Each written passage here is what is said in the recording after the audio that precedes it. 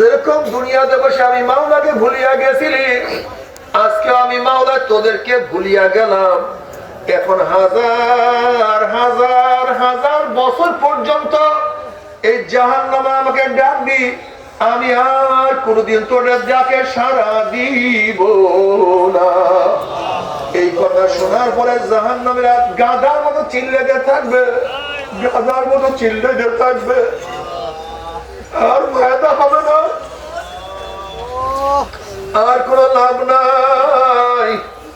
ও আমার মুসলমান বাবারা, পর্দারা, মা বোনেরা, তবে মুমিন মুসলমান বলতে সবাই মনে চায় গুনাহ থেকে ফিরিয়া না কামল করিয়া মাওলার জান্নাত, কিন্তু সবাই যাইতে মনে চায় গুনাহ নিয়ে মাওলার জাহান্নামে, কাউরে কিন্তু যাইতে মনে চায় না। কিন্তু কেনই বা আমরা নেক আমল করতে পারি না, কেনই বা গুনার কাম ছাড়তে পারি না? এর মূল কারণ হলো আপনাদের আমার পিছনে নফস এবং শয়তান লাগিয়ে রয়েছে। এই নফস এবং শয়তানদের ফেরার জন্য যে কোনো একজন হক্কানি আল্লাহর ওলির হাতে হাত দিতে হবে রে বাবা। খবরদার, বর্তমান জমানায় পীর মুরিদের নামে ভেজাল, ব্যবসা, দলাদলি, হিংসা, হাসাদে পরিণত হয়ে গেছে। সমস্ত আল্লাহর রহমত, যেই পীরের 5 জন মুরিদের মধ্যে কমপক্ষে 3 জনকে দেখবা আলহামদুলিল্লাহ সুন্নাত মুআফিক আমল আকলাক মজবুত হয়ে যাইতে আছে, গুনার কাম ছাড়তে আছে, নেকের আমল ধরতে আছে, কলম নরম হইয়া চোখে পানি আসতে আছে। বৃক্ষতর নাম কি, ফলে পরিচয়। আমি চরমনায় বুঝি না, চরমনের দাওয়াত, প্রশংসা, প্রচার প্রসার করার জন্য আসিনি রে বাবা। চরমনায় যাওয়ার তোমার কোনো দরকার নাই, কোনো দরকার নাই, কোনো দরকার নাই। তুমি যার কাছে গিয়া পারো গুনার কাম ছাড়ো, নেকের আমল ধরো, কলম নরম করিয়া চোখে পানি মাওলার কবরে যাইও। যেরকম দুনিয়ার ঘরে আগুন লাগলে পানি ছাড়া নিবানো যায় না, ঠিক তদ্রুপ তোমার এবং আমার গুনার দ্বারা যে জাহান্নামের আগুন জ্বলিয়া রইছে, চোখের পানিও ছাড়া কিন্তু জাহান্নামের আগুন নিবানো সম্ভব না। এটা বলছে কে? না কোন ইমান করছে? এটা আপনারা বুঝেন না কেন? আপনারা কেন বুঝতেছেন না? জোহরের নামাজ কি কোন ইমাম আযম করছেন? এটা ফরজ। কে করছেন? আল্লাহ। আসরের নামাজ কি কোন ইমাম করছেন? কে করছেন? আল্লাহ। ওয়াক্ত মতো নামাজ পড়া ফরজ, এই বিধান কার? আল্লাহ। ইমামরা কি করেন?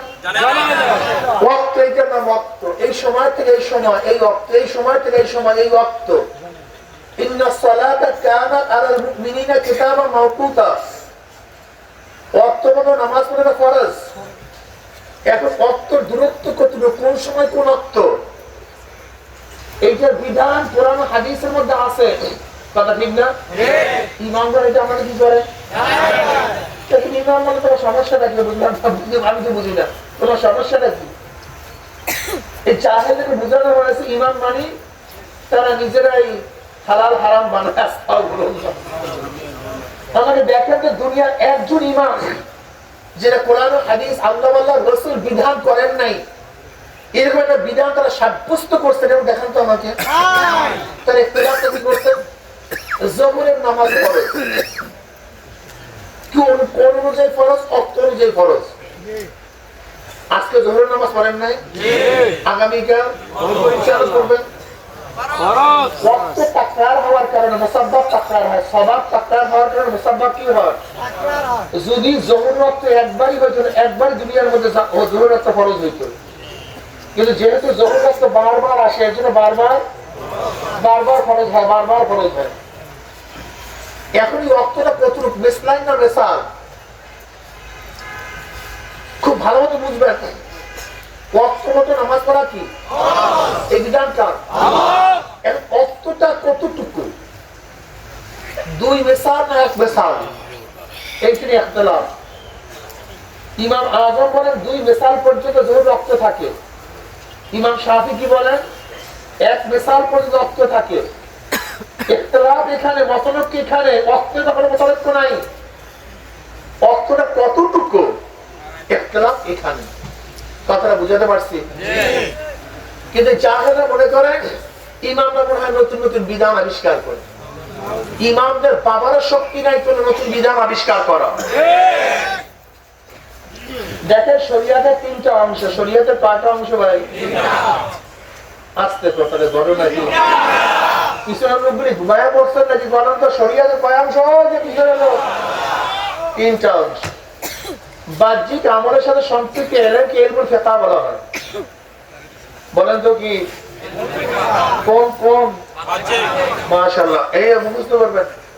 বাহ্যিক আমলের সাথে সম্পৃক্ত এলেমকে ইলমুল ফিকহ বলা হয়।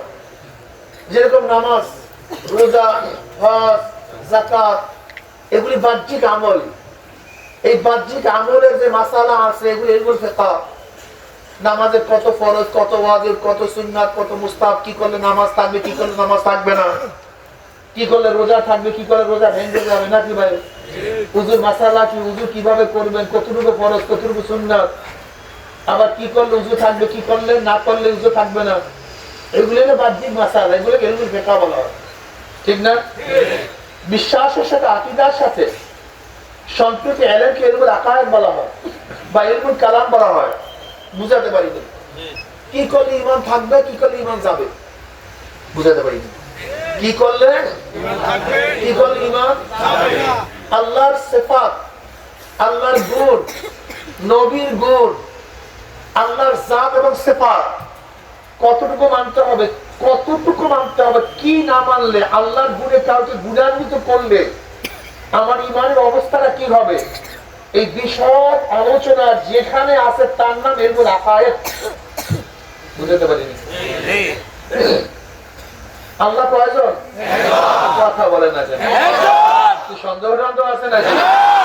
আল্লাহ কয়জন? খ্রিস্টানরা বলে কয়জন?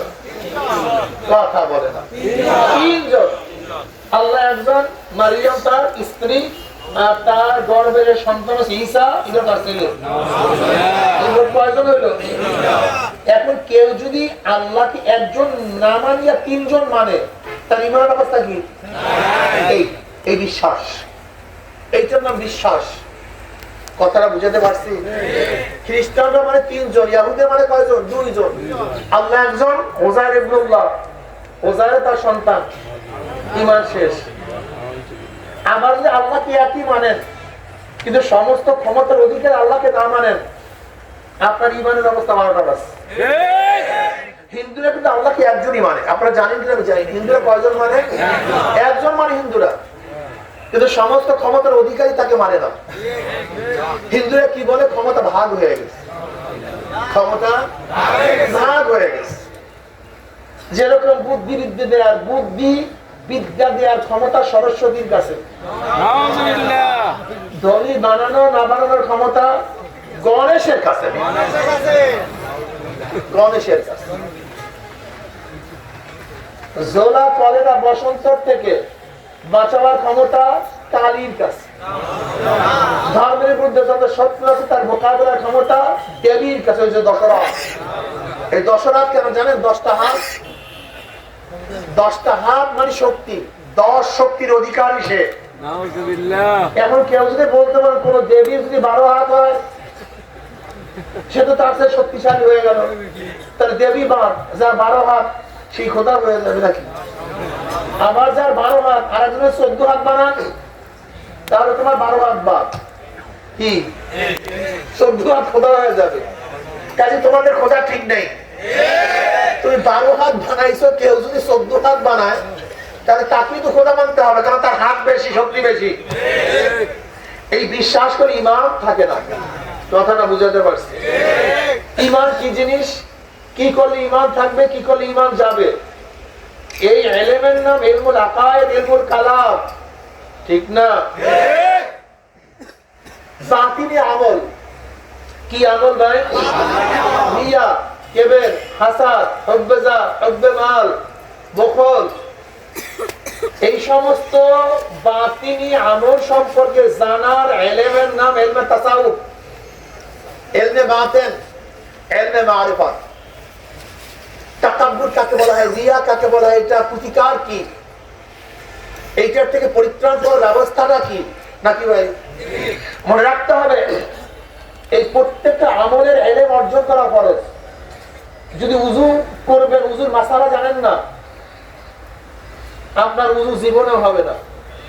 গোসল করবেন, গোসলের মাসালা জানেন না, জীবনেও গোসল করতে পারবেন না, গোসল হবে না। নামাজ পড়বেন, নামাজের মাসালা জানবেন না, জীবনেও নামাজ পড়তে পারবেন না। নাকি ভাই বললাম? কিন্তু ইমাম গাজালি কি বলেন? ইমাম গাজালি রাহমাতুল্লাহ আলাইহি বলেন, কুল্লু ইনসানু হালকা ইল্লাল আলিমুন ওয়া কুল্লু আলিমুন হালকা ইল্লাল আমিলুন ওয়া কুল্লু আমিলুন হালকা ইল্লাল মুখলিসুন ওয়াল মুখলিসুনা ফি খাতারিন আযীম। সমস্ত মানুষ জাহান্নামে চলে যাবে, একটাও জান্নাতে যেতে পারবে না। সমস্ত মানুষ কোথায় যাবে ভাই? কারণ হুজুর আমরা জাহান্নাম বিশ্বাসই করি না, তোমাদের জন্য বয়ান না। যারা জাহান্নামকে বিশ্বাস করে বয়ান তাদের জন্য। এই বিশ্বাস যারা জাহান্নামকে করে না, এই বয়ান তাদের জন্য না। বলে তোমরা কিসের জান্নাত, কিসের জাহান্নাম, ওই সমস্ত কথা বলেন তো, ওগুলো আমরা মানি না।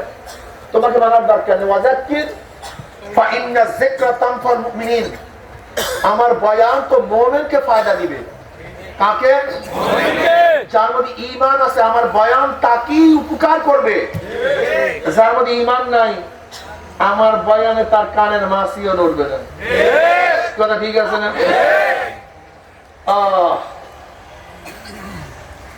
সমস্ত মানুষ জাহান্নামে চলে যাবে একমাত্র আলেম ব্যতীত। কি ব্যতীত? আলেম ব্যতীত কেউ জান্নাতে যেতে পারবেন না। বলতে পারবো আমরা তো দাওরা পারেন না, আমরা তো কামেল পড়িনি, আমাদের জান্নাতের অবস্থা রাখি, সব 12টা বাজছে। এই ইলমটার উদ্দেশ্য যে আমল ফরজ তার ইলম অর্জন করা ফরজ, যে আমল ওয়াজিব তার ইলম অর্জন করাও, যে আমল সুন্নাত তার ইলম অর্জন করাও। ইলম ব্যতীত আমল করা যায় না। বর্তমানে আমরা মূর্খ মানুষ, পার পাবেন না, একজনও পার পাবেন না। তো কেন? নবী আলাইহিস সালাতু ওয়া সালাম বলেন, সাল্লাল্লাহু আলাইহি ওয়াসাল্লাম, তলাবুল ইলমি ফরিজাতুন আলা কুল্লি মুসলিম, প্রত্যেকটা মুসলমান নর ও নারীর উপর ইলম অর্জন করা ফরজ। তুমি কেন ইলম অর্জন করো? কারণটা কি? হ্যাঁ, ডক্টর হইছো, ইঞ্জিনিয়ার হইছো, প্রফেসর হইছো, ব্যারিস্টার হইছো, হাজারো দুনিয়াবি জ্ঞানের গাঁথি অর্জন করছো, আর কোরআন শিখো নাই, মাসালা শিখো নাই, কপাল পোড়া, জান্নাতে চলে যাবো? এত সহজ জান্নাত? হ্যাঁ, তোমার বাপ দাদার জান্নাত থাকবে, সেইটাই যাও। আল্লাহর জান্নাতে ঢুকতে গেলে কষ্ট করতে হবে। সাধনা ছাড়া মাওলার জান্নাতে যাওয়া যায় না।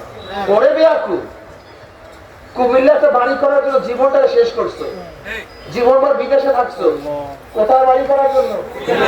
কয়তলা? 10 তলার জন্য। 10 তলা এত সহজ? 2 তলা করার জন্য জীবন শেষ করছেন, 1 তলা করার জন্য জীবন শেষ করছেন। কুমিল্লায় 1 তলা বাড়ি, 10 তলা বাড়ি করার জন্য জীবন শেষ করছে। গুলশানে বিল্ডিং বানাবার জন্য হিরো এমন কোনো কষ্ট নাই যে কষ্ট করো নাই। একটা গাড়ি কেনার জন্য কত পেরেশানি উঠাইছো, 10 কাঠা জমি ক্রয় করার জন্য জীবনে কত সাধনা করছো। আর যাকে মাওলা একটা জান্নাত দিবে, ছোট জান্নাত, একেবারে ছোট জান্নাত, সেই জান্নাতটা দুনিয়া থেকে 10 গুণ বড়। চাকরি চালানোর দরকার নেই। আপনি আপনার কাছে প্রশ্ন করেন, আমি আমার কাছে প্রশ্ন করি। কুমিল্লার একটা বিল্ডিং এর জন্য কত সাধনা করছেন, জমির জন্য কত সাধনা করছেন। আর যাকে আল্লাহ পাক ছোট্ট একটা জান্নাত দেবে, সেই জান্নাতটা দুনিয়াতে 10 গুণ বড় হয়ে যাবে। সেই জান্নাতের জন্য কি সাধনা করছেন একটু বলেন তো? সবই আর কি, সব ইসলামী। আরে তাচ্ছিল্য মনে করছি জান্নাতকে, মানবাড়ির মোয়া মনে করছি জান্নাতকে। দুনিয়ার জমি হলো মাটি, আর গোটা জান্নাতের ভূমিটা নিষ্কপন আম্বারের দ্বারা হয়ে যায়। দুনিয়ার বড় ধনী বিল গেট, ওর এত টাকায় ঢাকা শহর কিনবে, এই টাকা ওর কাছে নেই। অথচ আল্লাহ ছোট একটা জান্নাত দিবে, সেই জান্নাতটা দুনিয়ার চেয়ে 10 গুণ বড়। গোটা জান্নাতের ভূমিটা নিষ্কপন আম্বারের দ্বারা হয়ে যাবে। আল্লাহর মধ্যে হাত জোর করে অনুরোধ করি, সেই জান্নাতের জন্য কি সাধনা করছো, কতটুকু সময় ব্যয় করছো, আমাকে বলো তো, কতটুকু সময় ব্যয় করছো? একটা সিমেন্ট বাড়ির, ইট বাড়ির, বিল্ডিং এর জন্য জীবনটাকে ধ্বংস করছো। আর আল্লাহ জান্নাতের মধ্যে যে বিল্ডিং দিবেন, চুন শুক্তির কোনো বিল্ডিং না, রড সিমেন্টের কোনো বিল্ডিং না। বিল্ডিং এর এক একটি ভাবে স্বর্ণের, এক একটি ভাবে রূপার, জাওয়াহের দ্বারা গাপ্তি হয়ে যাবে। মাফ করবেন আমাকে, কি সাধনা করছেন বলেন, কতটুকু চেষ্টা করছেন বলেন তো? আজকে দুনিয়াতে বাগান সাজাবার জন্য কত সাধনা করছেন। আর জান্নাত শব্দের অর্থই বাগান, বাগিচা। কি করছেন সেই বাগান সাজাবার জন্য? গোটা জান্নাতের ভূমিটা চাটিয়ার ময়দান। গোটা জান্নাতের ভূমিটা এই দুনিয়ার চেয়ে 10 গুণ বড়। এই গোটা ভূমিটা চাটিয়াল ময়দান, মরুভূমি। তোমাকে তোমার বাগান সাজাও, তোমাকে তোমার বাগান সাজাতে হবে। দুনিয়াতে বসিয়া তোমাকে কাজ করতে হবে, বাগান সাজাতে হবে, গাছ লাগাতে হবে। বলতে বলতে গাছ লাগাবো কিভাবে? আমরা গাছ লাগাবো কিভাবে? আল্লাহ পাক ব্যবস্থা করেছেন গাছ লাগাবেন। গাছ লাগাইতে চান? কথা বলেন না, বলেন সুবহানাল্লাহ। জান্নাতের মধ্যে গাছ হয়ে গেছে, বলেন সুবহানাল্লাহ। গাছ হয়ে গেছে, আলহামদুলিল্লাহ। গাছ হয়ে গেছে, আল্লাহু আকবার। গাছ হয়ে গেছে। এখন লাগান আপনার গাছ, লাগান, চলো লাগাইতে থাকেন। রিক্সা চালান, লাগান গাছ, সমস্যা কি? গাড়ি স্টিয়ারিং মধ্যে আছে, গাছ লাগান। হাতে কাজ করেন, পা হাঁটেন, চোখে দেখেন, জবানের কাজ করেন। হাতে কাজ করেন, পায়ে হাঁটেন, চোখে, জবানের কাজটা কি? কথা বলে না, এইটা কাজটা কি? একটা দিনের তো কাজ। আল্লাহ পা বানাইছে হাঁটার জন্য, হাত বানাইছে কাজ করার জন্য, ধরার জন্য, চক্ষু বানাইছে দেখার জন্য। তোমার জবানটার কোন কাজটা কি? এখনো কয় না কাজটা কি?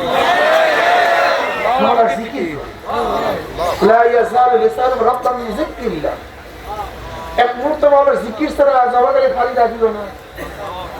ও কপাল ফোড়া, জান্নাতের গাছ লাগাবো না, জান্নাতে কি করবো জানো?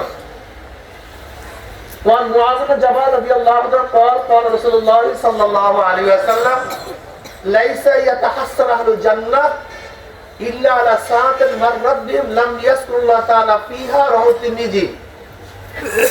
জান্নাতের মধ্যে জান্নাতীরা আর কোনো আফসোস করবে না, সব জন্মের পাওয়া পাইছে, ভরপুর নিয়ামত, আর কোনো আফসোস নেই। শুধু ওই সময়টুকু আফসোস করবে দুনিয়ার মধ্যে, যে সময়টুকু বাংলার জিকির ছাড়া কাটায় দিচ্ছে। আরে আর একবার যে সুবহানাল্লাহ পড়তাম, তাহলে আমার এই জায়গাটা বাগানে ভরিয়া যায়। আরে আর একবার আল্লাহ আকবার বললে এই জায়গাটা খালি থাকতো না, বাগানে ভরিয়া যায়। আরে আর একবার যে লা ইলাহা ইল্লাল্লাহ পড়তাম, আমার বিল্ডিং এইটা হইতো না, আমার বিল্ডিং এইটা হয়ে যায়। সুবহানাল্লাহ, কত মজা। আরে আসলে আমাদের জ্ঞান কত স্বল্প। বিদেশে ভ্রমণ করতে গেছে, বিশাল জাহাজ, বিশাল জাহাজ, অত্যাধুনিক জাহাজ ভ্রমণ করতেছে। সেখানে প্রাইম মিনিস্টার আছে, প্রেসিডেন্ট আছে, বড় বড় ধনীরা আছে, বড় ডক্টর শিক্ষিতরা আছে, বিজ্ঞানীরা আছে, দার্শনিকরা আছে, সেখানে মেথরও আছে, চামারও আছে, খালাসিও আছে, ঠিক না ভাই?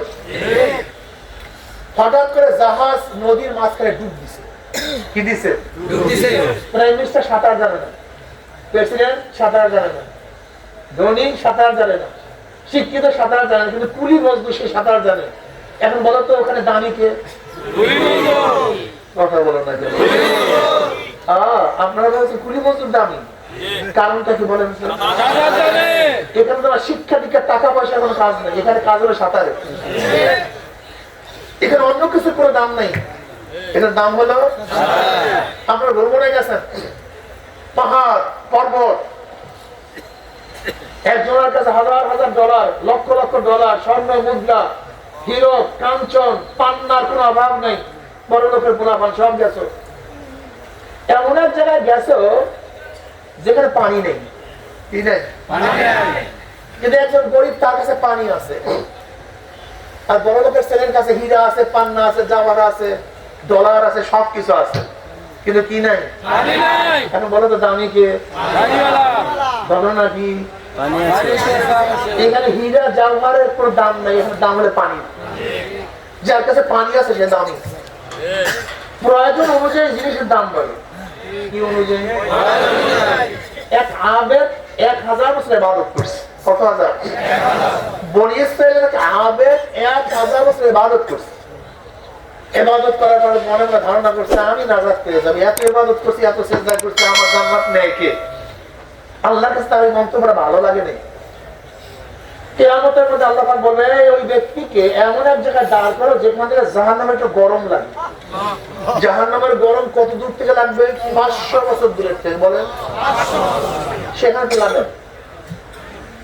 গরমে কলিজা শুকিয়ে গেছে, জিহ্বা শুকিয়ে গেছে। এবার আল্লাহ পাক রব্বুল আলামিন এক ফেরেশতাকে বলবে বসে বসে হালকা মাথায় তুমি তার কাছে থেকে পানি করে যাও। যখন ওই ব্যক্তি পানি চেয়ে খবরদার পানি দিবা না। পানি যতক্ষণ পর্যন্ত 1000 বছরের নেকের বিনিময় পানি না কিনবে ততক্ষণ পানি দিবে না। বিপদে পড়লে মানুষের হুঁশ থাকে না, কিন্তু মানুষের হুঁশ থাকে না। পানির পিপাসা, পানি করে চিল্লাইতেছে। এত কমন দেন কানি বলছে বাতিস করতে, আপনারা এত কমন দিতেছেন কেন? বুঝলাম না, কমন দেন এত কেন করবেন? একজন নিচে থেকে কমন দেন, একজন উপর থেকে কমন দেন। আপনি কি ব্যাকুল? আমার কথা মানবেন, আমার জন্য কথা মানবেন।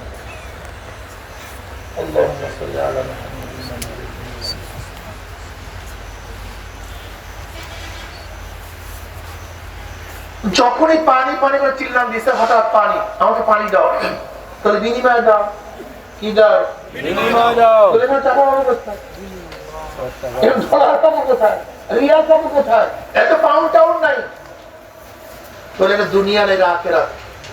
দুনিয়াতে যেরকম টাকা দিয়ে সব কিছু কেনা যায়, আখিরাতে নেক দিয়া সব কিছু কেনা যায়। কি দিয়া? তাহলে কত না? কত ন্যাক লাগবে? 1000 বছর যত ইবাদত করবে সব ন্যাক লাগবে। দেখি পানি পেলে ঘুরছিল, কি বলবে ভাই কি দরকার ন্যাকে? আগে বাঁচিয়ে নেই, দেও না পানি, সব দিয়ে দিলাম। যখনই পানির গ্লাস ধরবে আল্লাহ থাম, খবরদার। মাত্র 1 গ্লাস পানির বিনিময়ে 1000 বছর ইবাদত দিয়ে দিছো, ন্যাক দিয়ে দিছো। আর তোর হায়াতের জিন্দেগিতে লক্ষ লক্ষ লক্ষ লক্ষ গ্লাস পানি পান করাইছি, তার মোকাবেলায় কি দেশ দে? তারপর সামনে পা বলবে আল্লাহ ভুল করছি, তোমার রহমত ছাড়া কেউ জান্নাতে যেতে পারবে না। জান্নাতে যাইতে গেলে একটু সাধনা লাগবে। হাদিসের মধ্যে আসছে আল্লাহ জান্নাত বানাবার পরে জিবরাইলকে বলে, যাও জিবরাইল আমার জান্নাতটা একটু দেখে আসো তো কেমন বানাইলাম। জিবরাইল আলাইহিস সালাম পান্থার একটা বাড়িতে 500 বছরের রাস্তা সফর করতে পারেন। 600 দানা, বিশাল ব্যাপার স্যাপার, একটা ওটা ধাম সেকেন্ডের মধ্যে। এরকম 500 বছর বসিলাম, জান্নাত দেখিয়া শেষ করতে পারেনি। এবার রিপোর্ট কেমন দেখলা জান্নাত? আল্লাহ এত সুন্দর জান্নাত বানাইছে, এত আকর্ষণীয়, এত সুন্দর, এত এমন অবস্থা, যদি জান্নাতের আওয়াজ, জান্নাতের শব্দ তোমার বন্দারের কানেও ঢুকে, তারা জীবনের বিনিময় হলো, সবকিছুর বিনিময় হলো, তারা জান্নাতে আসবেই, এই জান্নাত থেকে ভাগবে না। এবার আল্লাহ বলেন যা একটু জাহান্নাম দেখে কেমন বানাইলাম। এরকম 500 বছর পর্যন্ত সফর করতে করতে জাহান্নাম দেখিয়া শেষ করতে। এবার জিবরাইল বলল আল্লাহ তো বানাইছো কেন? তোমার বন্দার যদি কানেও শুনতো না জাহান্নামের কথা, জীবন যাইতে পারে কিন্তু জাহান্নামে কেউ আসবে না। মারাত্মক কষ্ট, মারাত্মক কঠিন। এখানে কি আসবে? কেউ তো আসবে না, এটা বানাইছো কেন? এবার আল্লাহ বলেন যা একটু জান্নাত জাহান্নাম উভয় ঘুরিয়ে দেখে আস। জিবরিল আলাইহিস সালাতু ওয়াস সালাম যখন জান্নাতের কাছে গেলেন, গিয়া দেখেন গোটা জান্নাতের চারপাশে কাঁটার বেড়া, আর জাহান্নামের চারপাশে এত সুন্দর ফুলের বাগান, একবার ফুলের বাগানে কেউ ঢুকলে সেখানে সহজে কেউ বের হতে পারে না। জিবরিলের মনটা খুব খারাপ হয়ে গেছে, অনেক চিন্তিত, বেজার। কিরে জিবরিল, কেমন টাকা জান্নাত জাহান্নাম? বলে মাওলা, তুমি জান্নাতের চারপাশে যেইভাবে কাঁটার বেড়া দিচ্ছে আমার ভয় হইতেছে। জান্নাতে যখন ঢুকতে যাবে তোমার বান্দা বান্দি, ওই কাঁটার আঘাতে আবার ফিরিয়ে না যায়, আমার ভয় লাগতেছে। আর তুমি জাহান্নামের চারপাশে আনন্দ ফুর্তির বাগান লাগাইয়া দিছো, যে ফুলের বাগান সৃষ্টি করছো, আমার ভয় হয় ফুল তুলতে তুলতে তুলতে তুলতে না আবার জাহান্নামে পড়িয়া যায়। এই হাদিসটা কিয়ামত পর্যন্ত মনে রাখিও, কিয়ামত পর্যন্ত। জান্নাতে ঢুকতে গেলে একটু কাঁটা কথা বলে না, ফজরের সময় প্রচন্ড শীত, গোসল ফরজ, শীতও প্রচন্ড, গরম পানির ব্যবস্থা নাই। ওদিকে মুয়াজ্জিন ডাকছে হাইয়া আলাস সালাহ, হাইয়া আলাল ফালাহ, আসসালাতু খায়রুম মিনান নাওম। অবস্থাটা কি কন্ত, কেমন লাগে কন্ত? মাত্র ঘুমটা আসছে, হাইয়া আলাস সালাহ, হাইয়া আলাল ফালাহ, আয় কল্যাণের দিকে, নামাজের দিকে। আসসালাতু খায়রুম মিনান নাওম, ঘুমের চেয়ে নামাজ উত্তম হয়। ওই যে প্রচন্ড শীত, গোসল ফরজ, গরম পানির কোনো ব্যবস্থা নাই। এই মুহূর্তে ল্যাপের মধ্যে লাথি মারো, কম্বলের মধ্যে লাথি মারো, ঠান্ডা পানির মধ্যে ডুব মারো, গোসল করি আমার মাওলার সামনে দাঁড়ায় যাও, আমার মাওলাকে সেজদা করো, জান্নাতের কাজ করো, কাটা পুরো লাগছে, কাটা আঘাত লাগছে। জোহরের সময় পুরাপুরি কাজের ভিড়, দোকানদারি, ব্যবসা বাণিজ্য সব কাজ একসাথে হুমড়ি খেয়া পড়ছে। ওইদিকে মুয়াজ্জিন ডাকছে হাইয়া আলাস সালাহ, আসো নামাজের দিকে। দোকান বন্ধ করো, কাজ বন্ধ করো, দোকানদারি বন্ধ করো, কাজ বন্ধ করো, আমার মাওলার সামনে দাঁড়ায়া যাও, জান্নাতের কাজ করো, কাটা ফুরো। বন্ধুরা সব খেলার ময়দানে, খেলা শুরু হয়ে গেছে। ওইদিকে আসরের নামাজের সময় বন্ধুরা ডাকে আয় খেলার জন্য, ওই যে আমার মাওলা ডাকে যুবক আয় নামাজের দিকে আয়। এই সময় বন্ধুদের খেলা বাদ দিয়ে মাওলার সামনে দাঁড়ায় যাও, জান্নাতের কাজ করো, কাটা পুরো। মাগরিবের নামাজ পড়ো, জান্নাতের কাজ করো, কাটা পুরো। এশারের নামাজ না পড়িয়া ঘুমায়ও না, জান্নাতের কাজ করো, কাটা পুরো। বোরকা পরার কারণে, পর্দা করার কারণে আত্মীয় স্বজন কারণ বাড়ি আসে না। বোরকা পরার কারণে কত স্বামী তাকে লাথি দেয়, বোরকা পরার কারণে কত স্বামী তাকে বকা দেয়।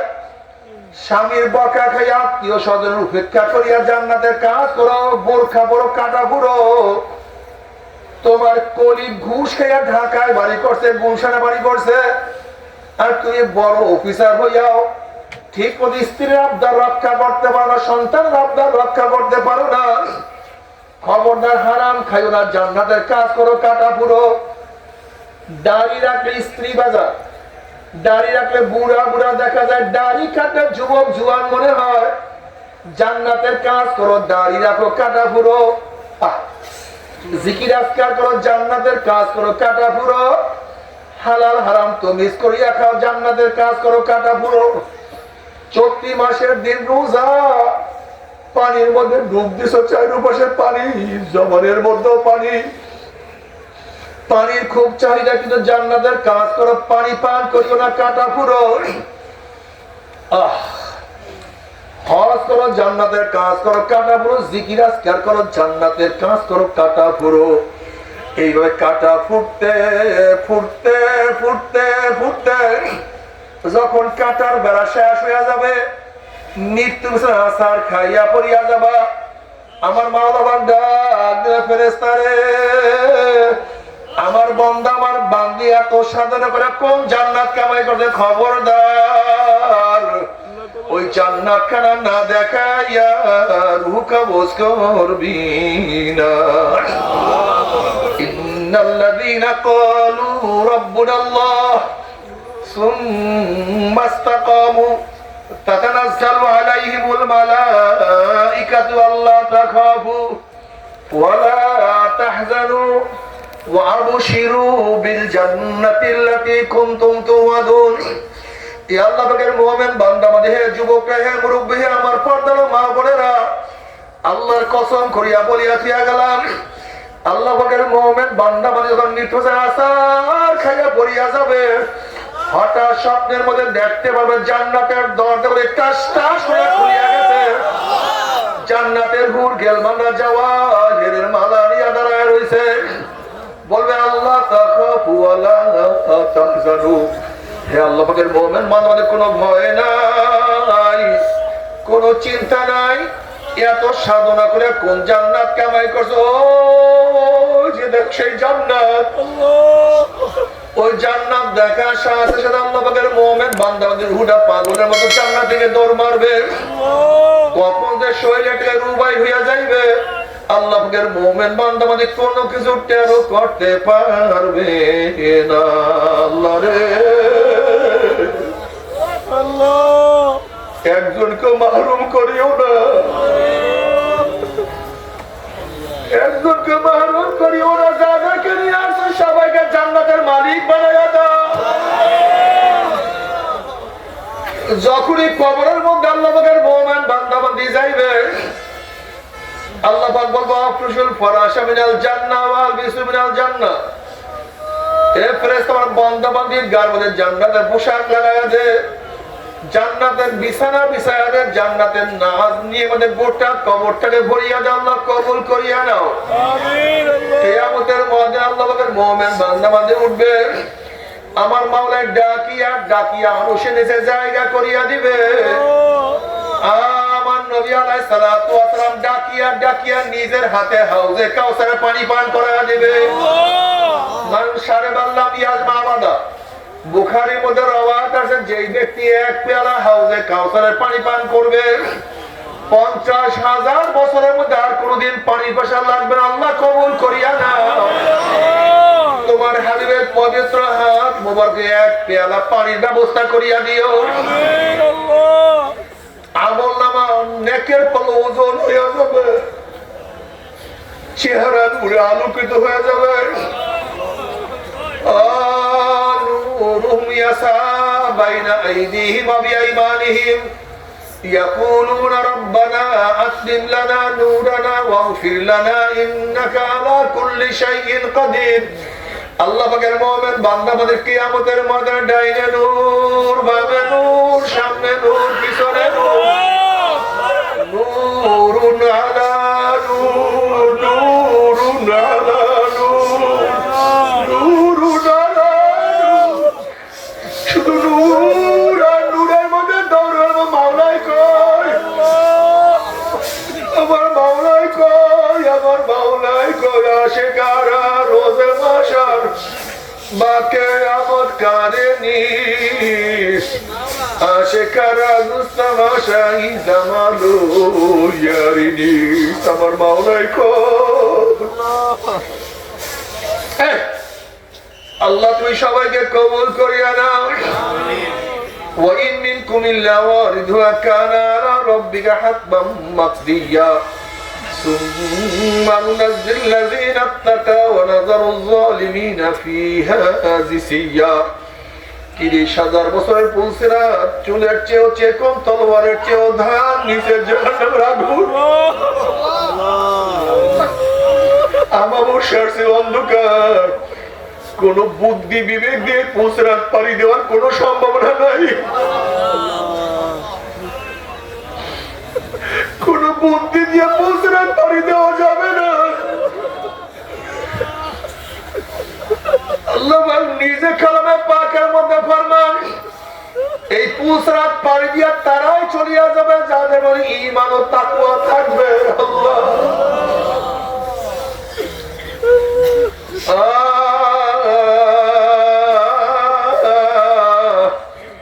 জান্নাতের মধ্যে চলিয়া যাইবে আল্লাহর তরফ থেকে সালামুন কাওলাম মির রব্বির রহিম।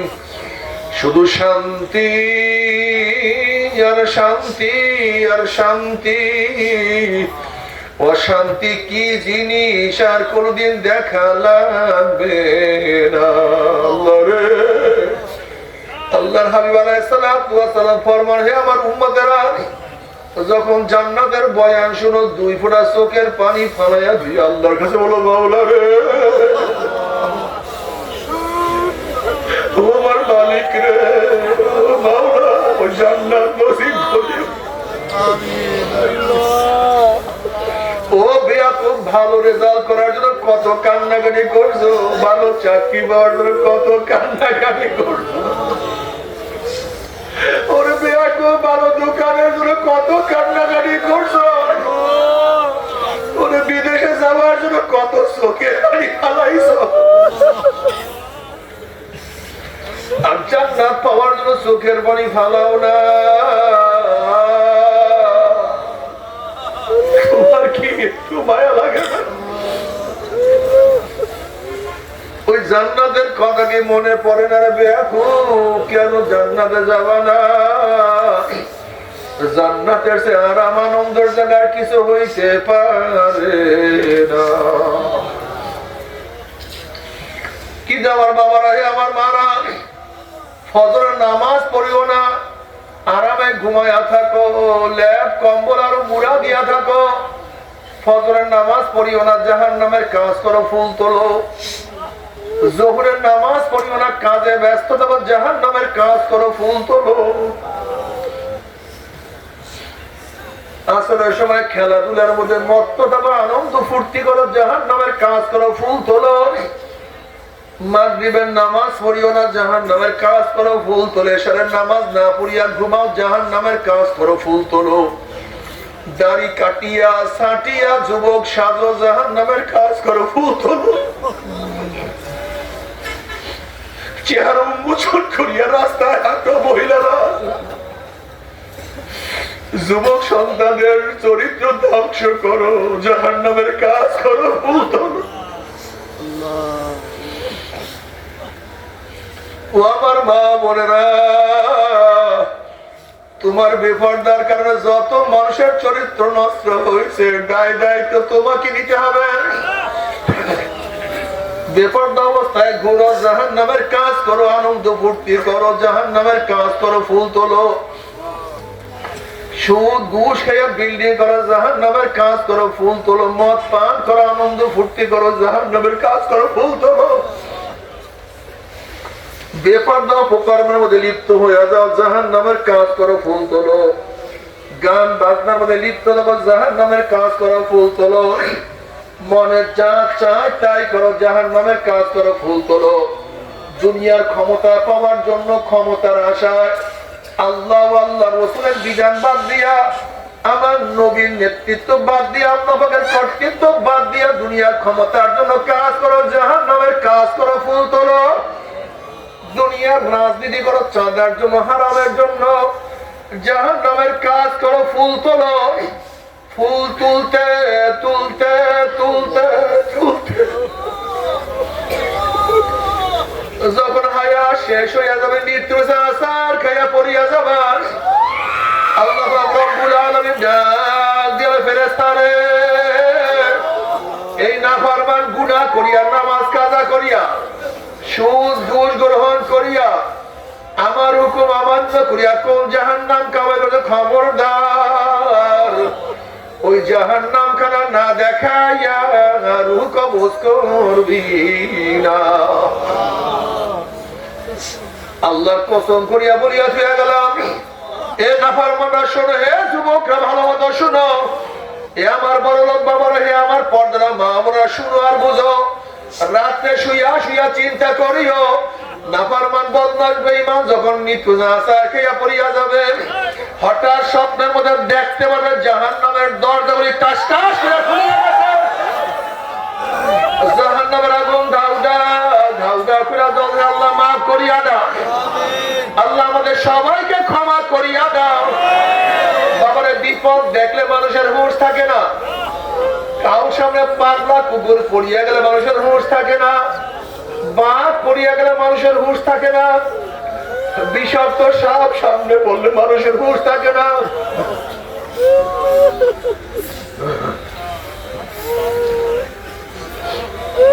উঁচা বিল্ডিং এর নিচে আগুন থাকলে, আগুন লাগলে মানুষের হুঁশ থাকে না। নাফরমান বদমাশ বেঈমান যখন মৃত্যু সময় দেখবে আজরাইলের মাথা আসমানে পাউটার জমিনে, এক হাত মাসিক আর এক হাত মারে আল্লাহ মাফ করিয়া দাও না। নীলগের দিকের মতো বড় বড় দুইটা চক্ষু, গোটা দুনিয়া বরাবর বিশাল একটা শরীর, সমস্ত শরীরে বলে লম্বা লম্বা কালো কালো পশম, আল্লাহ ক্ষমা করিয়া দাও। পশমের গোড়া দিয়ে শুধু আগুনের ঝিলকি বাইর হইতে আছে। নাফরমান বাইর হতে চাইবে না, করুন দৃষ্টিতে আজরাইলের দিকে রুহটা তাকায়া থাকবে। বাবা ভাই আজরাইল, আমার বয়স তো মাত্র 16, আমার বয়স তো মাত্র 18, আমি তো মাত্র মেট্রিক পরীক্ষা দিলাম, আইয়ে ভর্তি হইলাম। এই ছাত্র জীবনে তুমি আমার সামনে হাজির হয়ে যাবা, আমি কোনোদিন কল্পনাও করতে পারি নাই। আমি ভাবছিলাম বিসিএস ক্যাডার হব, ঢাকায় বাড়ি করব, গাড়ি করব, কত আনন্দ ফুর্তি করব, কিন্তু মেট্রিক আইয়ের বছরে তুমি আমার সামনে হাজির হয়ে যাবে, কোনোদিন কল্পনাও করতে পারি নাই। আমার মেট্রিকের ছাত্র বাবারা, তুমি কি দেখো নাই নাইনের কত ছেলেরা দুনিয়া থেকে বিদায় হয়ে গেছে? আমার নাইনের ছাত্র বাবারা, তুমি কি দেখো না এইটার কত ছাত্র দুনিয়া থেকে বিদায় হয়ে গেছে? বাবারে, তুমি কি দেখো নাই কত সন্তানের লাশ বাবার কাঁধের উপরে উঠিয়া গেছে? তুমি কি দেখো নাই কত নানা কত দাদা নাতির জানাজায় হাজির হয়ে গেছে? তুমি কি দেখো নাই কত বড় ভাই ছোট ভাই কবর খনন কাজা শুরু করিয়া দিছে? তুমি কি দেখো নাই কত বন্ধু বন্ধুকে চিরতরে বিদায় দিয়ে চলিয়ে আসছে?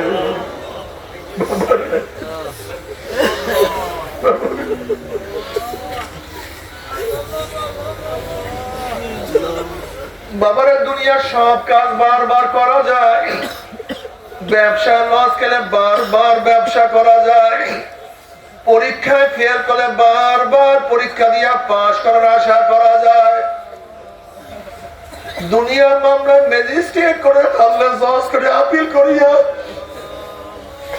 জজ কোর্টে হারলে হাইকোর্টে আপিল করিয়া, হাইকোর্টে হারলে সুপ্রিম কোর্টে আপিল করিয়া যে তার আশা করা যায়।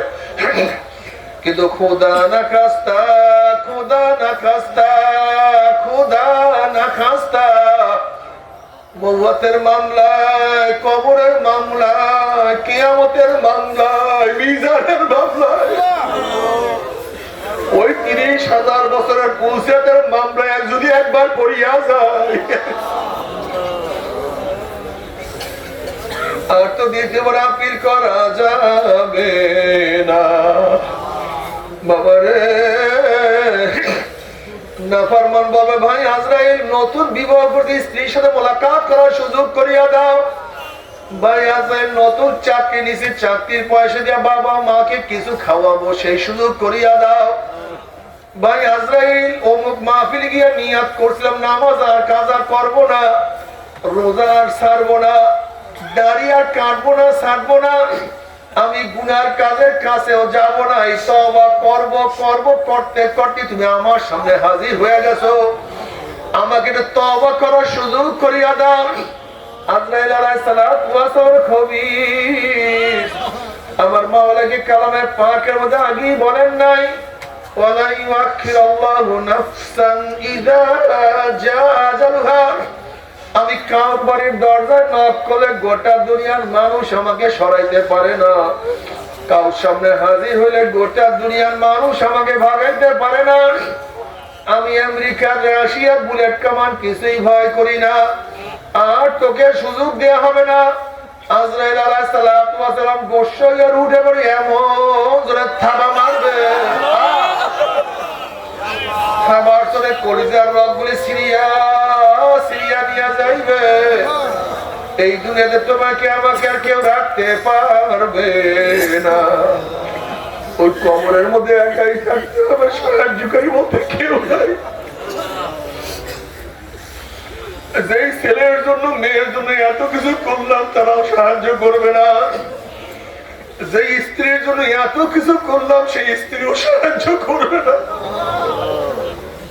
যে বন্ধুর জন্য এত কিছু করলাম, যেই দলের জন্য নেতার জন্য এত ত্যাগ করলাম,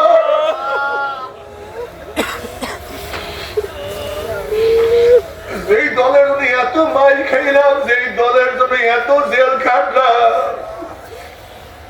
যেই দলের জন্য এত অত্যাচারিত হইলাম, যেই নেতার প্রেমে পড়িয়া কত কি করলাম, না কেউ নাই, কেউ না। ও বাবা কেন বুঝো না, ও যুবক কেন বুঝো না, কেউ নাই, কেউ নাই। আমার মাওলা, আমার মাওলা, ওরে আমার মাওলা, আমার মাওলা ছাড়া কবরে কেউ থাকবে না। সেই মাওলাকে রাজি খুশি না করিয়া কেউ মাওলার কবরে যাইও না রে বাবা, কেউ যাইও না। চরমোনায় যাওয়ার কোনো দরকার নাই, চরমোনায় যাওয়ার কোনো দরকার নাই, কিন্তু খবরদার মাওলাকে রাজি খুশি না করিয়া কেউ মাওলার খবরে যাইও না। বাবারে হাজারো এখন বক্তা, হাজারো দল তোমাকে আমাকে আমল থেকে মাহরুম করিয়া ফেলাইছে। ওই দল করলে আর ঠিক মতো নামাজ লাগে না, জামাত লাগে না, সুন্নাত লাগে না, ফরজ লাগে না। আল্লাহ সুন্নাতের তোয়াক্কা লাগে না, অমুক লাগে না, তমুক লাগে না, ওরে কপাল মোড়া। তোমার দল তোমার নেতা কোনো উপকার করবে না, তোমার দল তোমার নেতা তোমাকে কোনো সাহায্য করবে না। তুমি কি রওয়ায়াত দেখো না, জনাব মুহাম্মদ রাসূলুল্লাহ সাল্লাল্লাহু আলাইহি ওয়াসাল্লাম রওজার সাথে সূরা কইয়া যাবে, রাস্তা হইয়া যাবে। ফেরেশতারা প্রশ্ন মান হাযা, রজুল চেন ওই ব্যক্তিকে। এ নাফরমান তোমার চেহারার সাথে আমার নবীর চেহারার মিল না থাকে, তোমার পোশাকের সাথে আমার নবীর পোশাকের যে মিল না থাকে, তোমার নীতি আদর্শের সাথে আমার নবীর নীতি আদর্শের মিল না থাকে, তোমার নেতার সাথে আমার নবীর মিল না থাকে, তুমি আমার নবীকে চিনতে পারবে না, তুমি আমার নবীকে চিনতে পারবে না। তখন তুমি বলবা হা হা লাদি, আমি ওনাকে চিনি না, ওনার সাথে আমার কোন সম্পর্ক নাই। এই কথা বলার সাথে সাথে আল্লাহ বলবে কাযাবা আদুল্লাহ, আমার দুশমন মিথ্যা কথা বলছে, কবরে মাটি চাপ দে। তুমি কবরের দুই পাশের মাটি এত জোরে চাপ মারবে, চাপে চড়ে এক পাথরের হাঁটি আর এক পাথরে লাগাইয়া ফেলে, আল্লাহ মাফ করিয়া দাও। এরপরে তারা কবরের মধ্যে আগুন ধরাইয়া দে, গোটা কবরটা আগুনে ভরিয়া দেবে, আল্লাহ মাফ করিয়া দাও।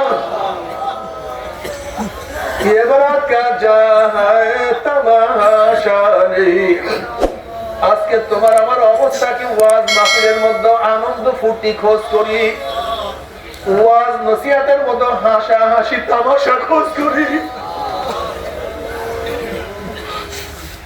ওয়াজ নসিহতের মধ্যে নফসের খোরাক তালাশ করি। দুনিয়া কোথায় কি হয়ে গেল জানি না।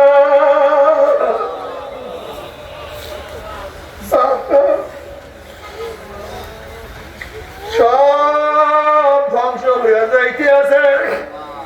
হাজার ওয়াজ চলে, মানুষ নামাজি হয় না।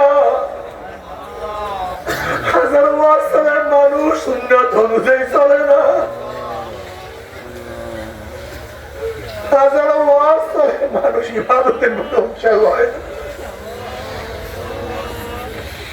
হাজার ওয়াজ চলে, ফজরের নামাজ কাজা হইয়া যায়, আল্লাহ মাফ করিয়া দাও।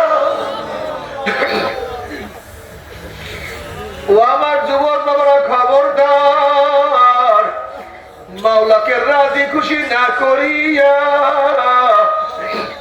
কেউ মাওলার কবরে যাইও না। বাবারে খবরদার, দলের নামে ব্যক্তির নামে হাজারো শয়তান দুনিয়ার মধ্যে ঘোরাফেরা করতে আছে। তুমি কেন বুঝো না? একজন পুলিশের পোশাক দেখলেই পরিচয় পাওয়া যায় এই ব্যক্তি পুলিশ। একজন মিলিটারি পোশাক দেখলেই বোঝা যায় এই ব্যক্তি মিলিটারি। একজন উকিলের পোশাক প্রমাণ করে এই ব্যক্তি একজন আইনজীবী। আর ইসলামী লিডার হবা, ইসলামের নেতা হবা, তোমার পোশাক লাগবে না, তোমার সুন্নাত লাগবে না, তোমার সে বড় আহাম্মক আর বদনসিব আর কেউ হইতে পারে না।